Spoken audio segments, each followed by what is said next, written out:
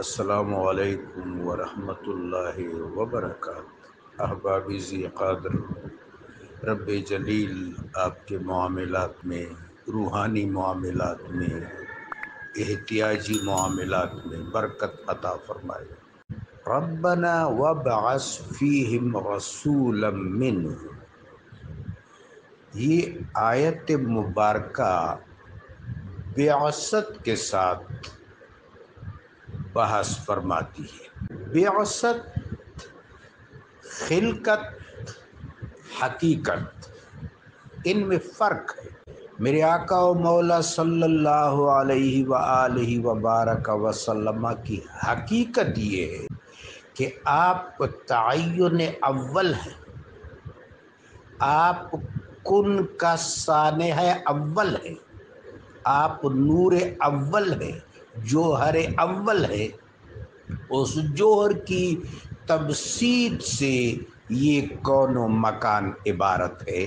یہ میرے آقا علیہ الصلاۃ والسلام کی حقیقت۔ بعثت اس لمحہ کو کہتے ہیں جب نبی کو حکم ہوتا ہے کہ اب اللہ تبارک و تعالی جل شانہ کی وحی، اللہ کی تنزیل، اللہ کے حکم، اللہ کی شریعت اور اللہ کی منشا کا ابلاغ شروع کر دو۔ اس چیز کو اصطلاح سیرت میں بعثت کہتے ہیں، اصطلاح قرآن میں بھی بعثت کہتے ہیں۔ بعثہ کا لفظی اور لغوی مطلب ہوتا ہے اٹھنا۔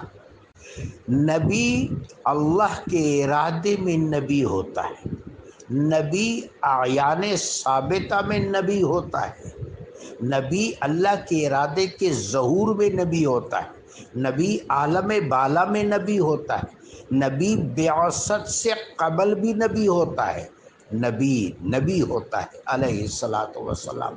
پھر میرے آقا و مولا صلی اللہ علیہ وسلم تو نبی الانبیاء ہیں، امام الانبیاء ہیں، خاتم الانبیاء ہیں، خاتم الرسل ہیں، باعث تخلیق کائنات ہیں، رحمت للعالمین ہیں، راز کن فکا ہیں، صلی اللہ علیہ وآلہ وبارک وسلم تسلیما کثیرا کثیرا۔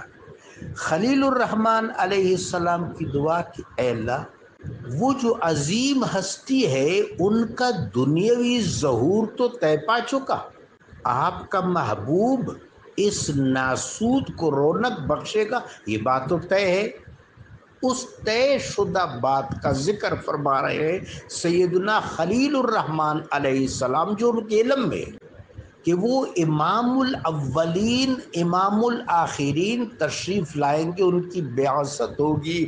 تو سیدنا خلیل الرحمن فرماتے ہیں کہ اے اللہ، یہ شرف مجھے عطا فرما۔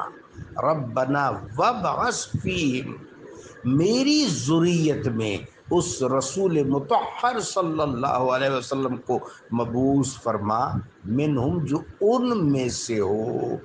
یہ دوبارہ فیہم منہم کو ایک ساتھ سمجھنا ہے کہ اے اللہ، میں اس گھر کو آباد کر رہا ہوں، میں اس کی دیواریں اونچی کر رہا ہوں، میں یہاں سارے انتظام کر رہا ہوں، ذریت کو، اپنی ذریت کو واد غیر ذی زرع میں فروکش کر رہا ہوں۔ اے اللہ، میں اس گھر کو طواف کرنے والوں کے لیے، عبادت کرنے والوں کے لیے، رکوع کرنے والوں کے لیے، سجود کرنے والوں کے لیے مطہر کر رہا ہوں، تزئین و آرائش کر رہا ہوں، اور یہاں اس گھر کے پاس اپنی اولاد کو آباد کر رہا ہوں۔ اے اللہ، وہ جو تیری آیت اعظم ہے، نشانی اعظم ہے، حبیب لبیب ہے، ان کو بھی ظاہر ہے آپ نے مبعوث فرمانا ہے، تو میری ذریت میں مبعوث فرمائی ہو۔